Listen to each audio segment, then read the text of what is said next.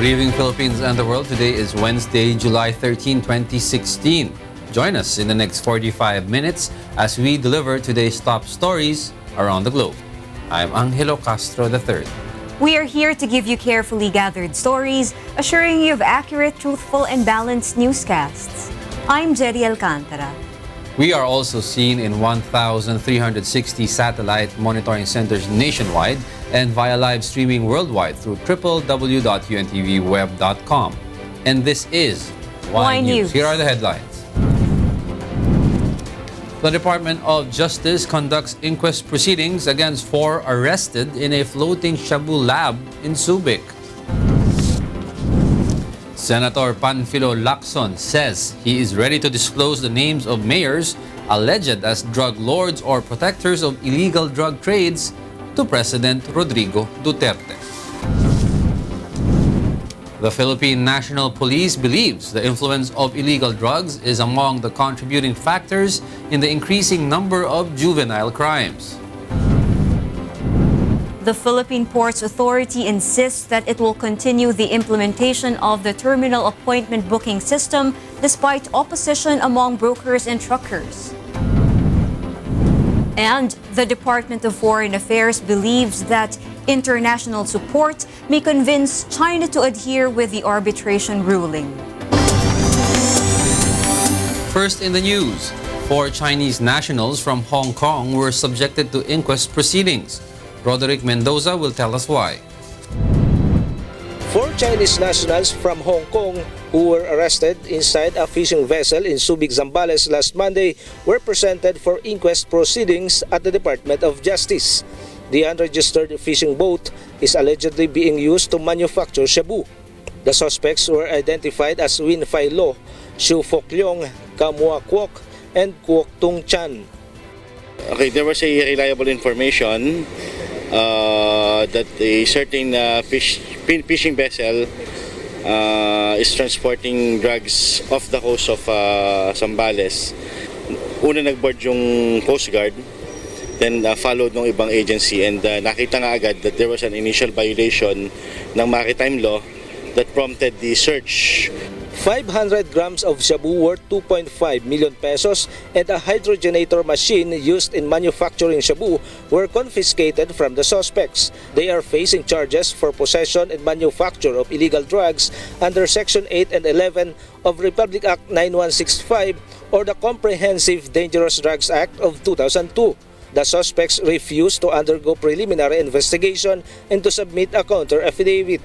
Instead, they asked to be allowed to call their embassy. Right nila yun na ma-contact yung embassy nila. And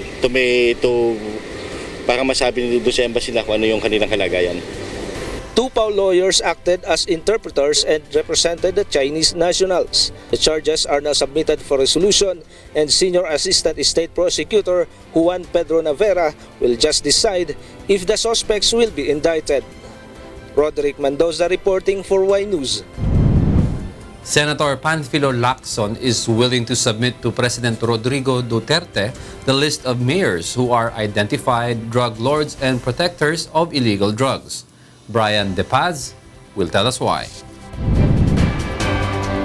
Senator Panfilo Lacson says he has known 5 mayors who are involved in illegal drug trade.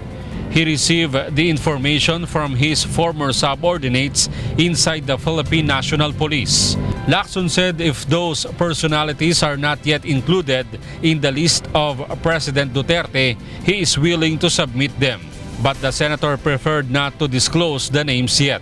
Alam ko rin yung may mga mayors na suspected to be either drug lords themselves or protectors ng drug lords. Kung wala sa listahan, I'm willing to submit it to the President. Yung 5, outside Metro Manila.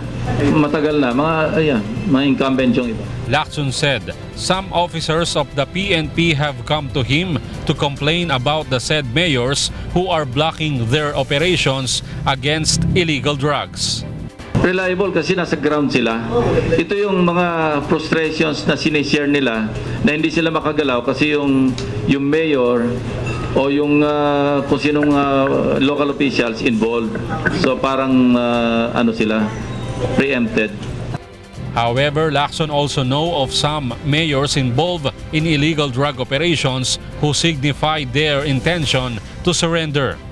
Yung mga ibang mayors na alam ko, parang they're already thinking of, coming out in the open, tapos mag-present na sarili nila sa DILG. Yung iba, narinig ko na gano'n na yung iniisip nilang gawin. Meanwhile, Senator Juan Miguel Zubiri has filed a resolution to encourage all government employees to submit themselves to random drug testing as stated in the Comprehensive Dangerous Drugs Act of 2002. Zubiri had himself tested earlier today and urged his colleagues to do the same. Brian De Paz reporting for Y News.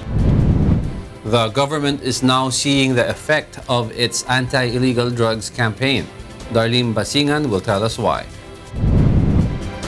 The government is now seeing the effects of its own anti-illegal drugs efforts. In an interview on Get It Straight with Daniel Razon, presidential spokesperson Ernesto Abella says proof of this is the increase in the number of drug suspects surrendering.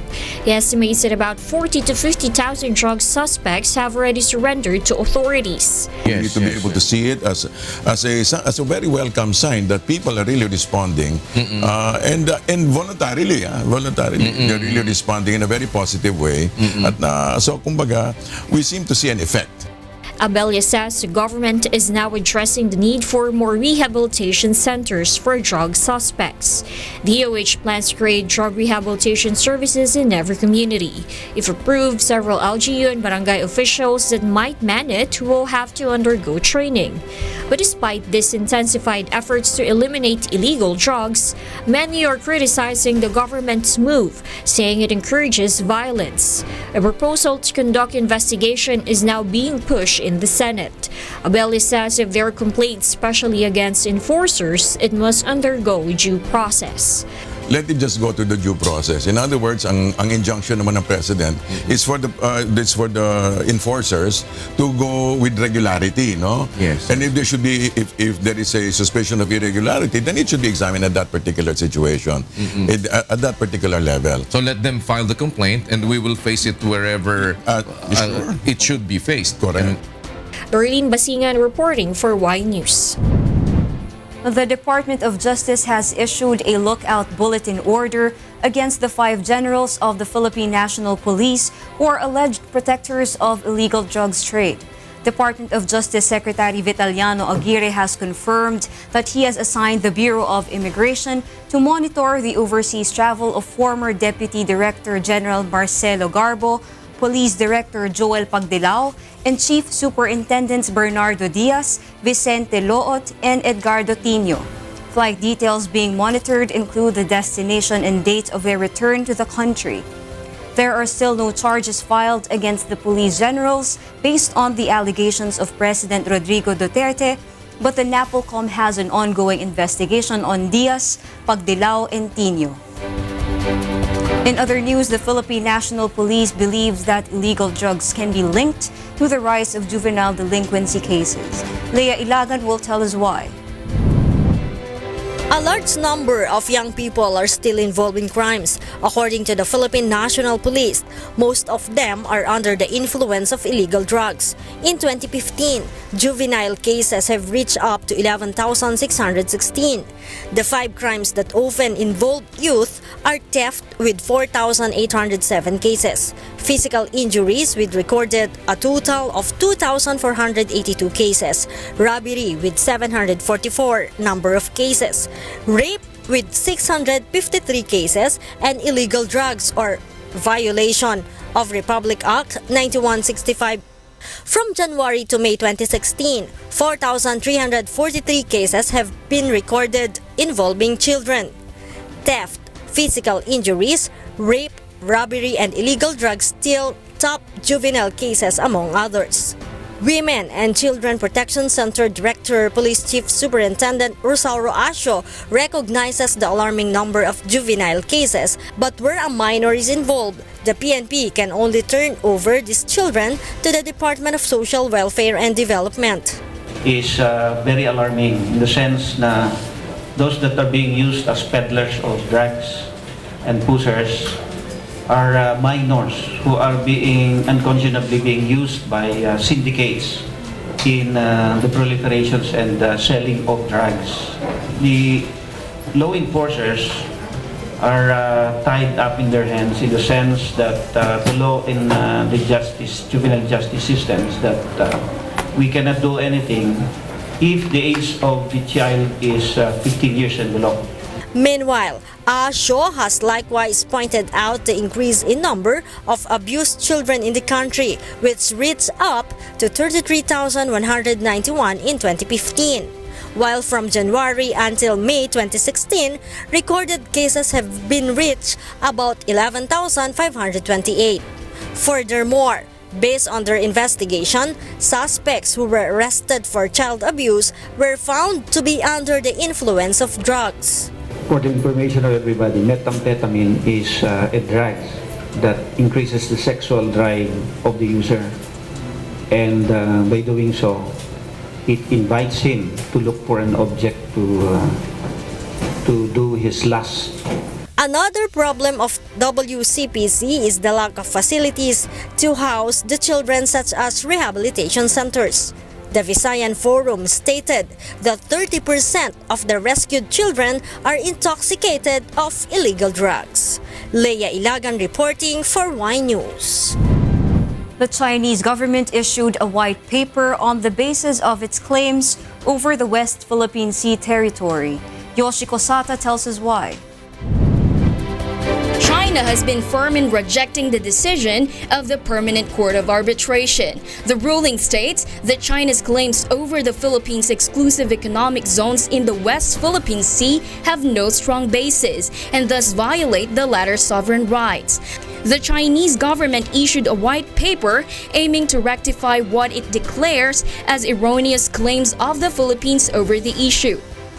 中国是维护南海和平稳定的重要力量。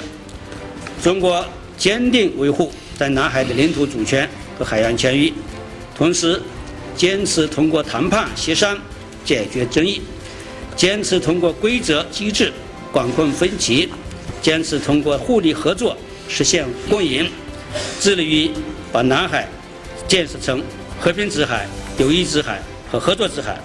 China insists that parties should agree to discuss the issue on the negotiating table and hold consultations in order to resolve the West Philippine Sea dispute.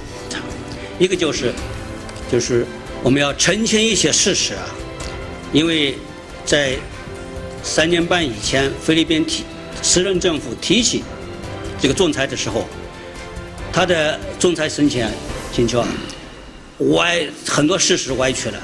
很多事实被歪曲了，很多的法律理由啊被他们曲解了。那么在仲裁庭的审理过程当中，也歪曲了很多事实，包括在适用法律方面歪曲了很多。说我们首先一个目的澄清很多事实，包括要说明中国的南海 的主权和海洋争议，我们是历史形成的，不完全是按照海洋法公约的。 Meanwhile, U.S. State Department spokesperson John Kirby also said that China would be in violation of international law if it continues to ignore the arbitration court ruling. Kirby specifically mentioned the continued militarization of China in the West Philippine Sea, despite the release of the arbitral award. We have been nothing but consistent for many months about our concerns about militarization of features in the South China Sea. President Xi, when he was here, standing next to President Obama, made clear that they weren't going to do that. We have seen some signs in recent weeks that some of that activity continues, and we have been, again, very consistent, very clear with our Chinese counterparts about our ongoing concerns in that regard. Yoshiko Sata, reporting for Y News. Some government officials believe gathering more international support would help convince China to respect the ruling of an arbitration court on the West Philippine Sea dispute. Darlene Basingan tells us why. It was a day of victory for the Philippines after the Permanent Court of Arbitration, or PCA, released its ruling on the West Philippine Sea dispute. The PCA says the decision is binding. However, the tribunal has no power to enforce it. The Philippine government says it will study first the ruling and how to implement it, especially since China still refuses to recognize the decision. The DFA believes the next possible step would be bilateral talks with Beijing, and at the same time, gathering of more international support. Yung next step natin ay kasama na dun po yung pag-usap, no? At the same time, kailangan po natin ng tulong ng international community na tulungan tayong kumbinsin ng China na nasa best interest din ng China na to respect and comply with the decision of the tribunal. Senator Laila de Lima also believes that the international community may help the Philippines convince China to recognize the ruling. De Lima was one of the country's delegates to the Hague Arbitration Court. Many in the international community are supporting the stance of the Philippines on the territorial dispute. Among them are other claimant countries, the European Union, Japan, and the most vocal of them, the United States. For the support to continue and further strengthen, De Lima says the Philippines must not stop to assert its rights over the disputed territory. Kung makita naman siguro ng China na the rest of the world or karamihan, halos lahat ng mga bansa ay pumapanig sa atin at naniniwala doon sa merits ng desisyon ng arbitral tribunal, ay siguro naman ay magdadalawang isip na yung China na kahit paunti-unti ay kinikilala yung karapatan natin. Darlene Basingan reporting for Y News. The Philippines is planning to consult other claimant nations over the West Philippine Sea issue before it proceeds with future actions. Yoshiko Sata, please tell us why. The Philippine government will communicate with its allies in the Association of Southeast Asian Nations, or ASEAN, regarding its move after the result of the arbitral case filed by Philippines against China over the disputed territories in the West Philippine Sea. According to Department of National Defense, or DND Secretary Delphine Lorenzana, the government will consult its ASEAN allies who are also claimants of other territories in the South China Sea, like Malaysia, Brunei, and Vietnam. The decision ng tribunal is about more than 500 pages. The surgeon last night just went through it very quickly, got all the vital facts. Pero marami pang mga nakalagay doon na dapat natin pag-aralan. So sabi ni Presidente, let's not be rash in deciding what to do. Let's study this and wait for other developments. Sabi niya, consult with our allies first kung anong dapat gawin, because it's not only the Philippines who is affected by that ruling, parang kasama na lahat eh. Lorenzana assured that the government's action is not intended to provoke China. We do not want to do things that may be construed as provocation by the other party.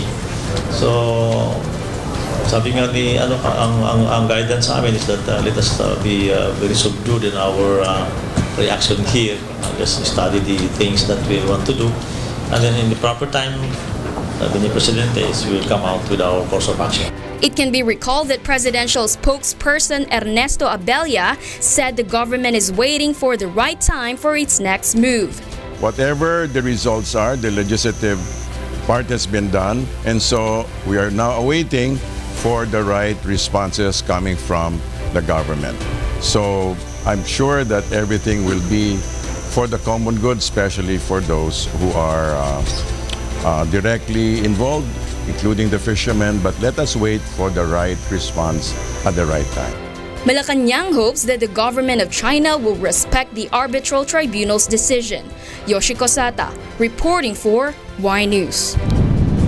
Scarborough Shoal or Bajo de Masinloc will not be an exclusive fishing ground for Filipinos despite the ruling of the Arbitral Tribunal that it is within the exclusive economic zone of the Philippines.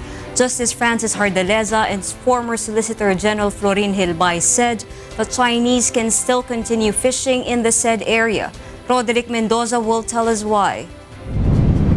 Filipinos will not solely enjoy the fishing grounds in Scarborough Shoal or Bajo de Masinloc, despite a ruling of the Arbitral Tribunal that it is covered by the exclusive economic zone of the country.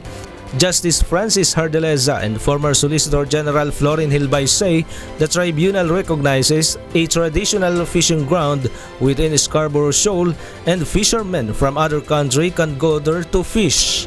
Hardaleza and Hilbay are former Solicitors General who led the country's legal team in pursuing the case against China. It means that countries such as China, the Philippines, and other countries that have been determined to have traditional fishing rights within the territorial sea of Scarborough Shoal will be able to exercise those legal rights even within the territorial sea of Scarborough Shoal. Hardaleza and Hilbay say Filipinos should be prudent in asserting our rights in the disputed waters, especially that China still controls the Scarborough Shoal following the standoff in 2012. Justice Hardaleza says the local governments should guide the fishermen who are going there to avoid incidents. Mas mahalaga sa lokal na pamahalaan at sila ay nakikipag-ugnayan sa mga mangingisda. Katulad ng hanggat mayroon ng malinaw na alituntunin ay sa pagkaintindi namin, yan ay pinag-uusapan kung ano yung mga safeguards para hindi mapasama yung ating mga mangingisda. They point out that it is up to President Rodrigo Duterte how the government will enforce the rights of our fishermen in Scarborough Shoal. But the former Solicitors General also say it will take time to completely assert our maritime entitlements. Roderick Mendoza reporting for Y News. The Department of Trade and Industry believes that the decision of the International Tribunal on the West Philippine Sea dispute will have no effect on the trade relations between the Philippines and China. Grace Cassin tells us why.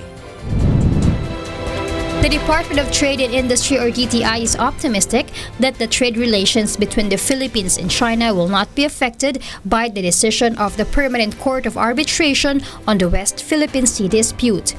DTI Secretary Ramon Lopez says it is improbable for the Philippines to sever its trade relations with China because many Filipinos are sure to lose their jobs and businesses.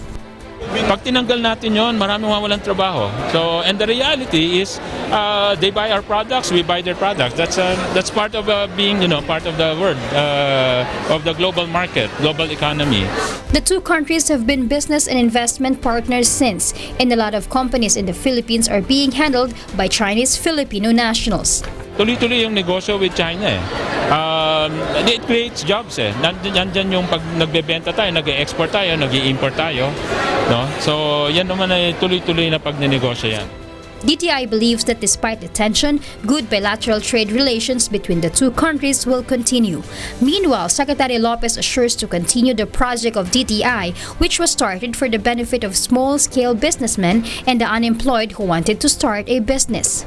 This targets to decrease the unemployment rate in the country, which has already reached to about 2 million in number. Pagnenegosyo, yan talaga yung para sa atin yung solution para lahat ng walang trabaho maghanap ng pagkakakitaan through a negosyo. Pagka ganun ang mindset ng mga bawat Pilipino, walang maghihirap Furthermore, they will coordinate with various groups in the conduct of business seminars and providing market access to micro, small, medium enterprises.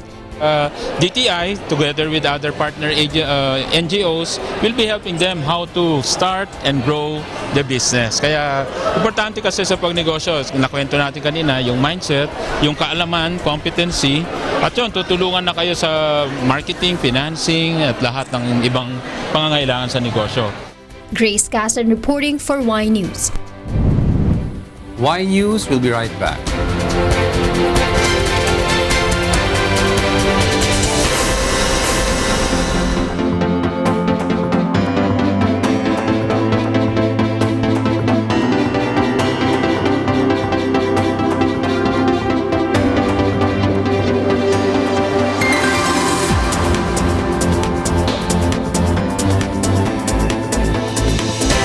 The new administration of the Philippine Ports Authority will still continue the implementation of the terminal appointment booking system despite objections from some truckers and brokers. Monokson tells us why. Truckers and brokers have no choice but to follow the implemented terminal appointment booking system. Under the tabs, deliveries and cargoes from the Manila port area will be scheduled. According to some truckers and brokers, their deliveries have been delayed due to mismanagement of the tabs. Many of the deliveries coming from the port area are days overdue. Before the tab system, truckers were able to make as much as 8 transactions inside the port. Now, they can only make 3. Kaya ang panawagan po namin, kaya President Duterte, tanggalin na po ang tabs. Pahirap na po ito sa bayan, sa broker at sa taong bayan. Dahil ang piso ng bilihin po, pinapatong po dito ng mga importer. Import costs including storage fee and penalty also increase. Before, they can book a delivery in just 1 day. Now, it takes 3 days. Truckers said if this kind of system will continue, it may lead to another port congestion. But the Philippine Ports Authority stood firm that they will continue the implementation of the tabs because of its effectiveness in solving the congestion. Putting a system in place, definitely there will be some parties which will be affected by systematizing everything. But I think we have to weigh the cost and the effect of that, of putting that system in place. Meanwhile, PPA is currently meeting with the Department of Transportation to help them ease the heavy traffic in roads used by delivery trucks. Mon Hokson reporting for Y News. The Bureau of Customs launches a mobile application which computes the cost of custom taxes and duties that must be paid by Filipinos arriving from other countries. Mon Hokson is back. Tell us why. To address the heavy volume of calls and inquiries about custom tax and duties, the Bureau of Customs launched the Balikbayan app, a mobile application that computes custom tax and duties that a Filipino, a Balikbayan, must pay when returning from other country. According to the law, all things bought outside the country will be taxed by the Bureau of Customs. Some of this include bags, jewelry, game console, laptop, perfume, watches, and shoes. Using the mobile app, a Balikbayan just has to fill in and save the name of the brand, choose a category, the quantity, and the cost of all the purchased items. The tax and duties that must be paid will be set after sending the information. BOC says the app will help the Balikbayan on how much tax and duties he has to pay. How much estimate customs tax and duties kung sakaling mayroon po sila mga dalang bagahe pag-uwi. May mga pasalubong po sila, so they would know in advance kung ano ang maaaring singilin po sa kanila pagdating nila dito sa atin. The app will also promote transparency and will avoid corruption. This is a transparent. Anything naman na gears towards transparency, it helps kung ano man po yung problema, na nakakatulong siya. To fully optimize the function of the mobile app, users are advised to prepare all the information like the cost of the item for the tax computation. For now, the Balikbayan app tax calculator is only available on Android devices and will soon be downloadable on iOS devices. Mon Hokson reporting for Y News. Senator Sherwin Gatchalian is confident that the Sandigan Bayan will acquit him of newly filed charges in relation to the acquisition of his bank shares by a government-owned and controlled corporation. Joyce Balancho, please tell us why. The Office of the Ombudsman filed today graft, malversation, and charges of violation of banking rules against Senator Sherwin Gatchalian and former Local Water Utilities Administration or LUWA Chairman Prospero Pichay. This is in relation to the acquisition of LUWA in 2009 of shares of stocks of Express Service Bank Incorporated or ESBI, which is owned by the Gatchalians. According to the Ombudsman, the officials of LUWA conspired with the executives of ESBI for the sale of more than 4,000 shares of the bank, amounting to 80 million pesos. This violated banking rules since there was no permission from the Office of the President, the Department of Finance, Monetary Board, and the Central Bank. The sale was also reported to be disadvantageous to the government since the bank was found out to be insolvent or did not have enough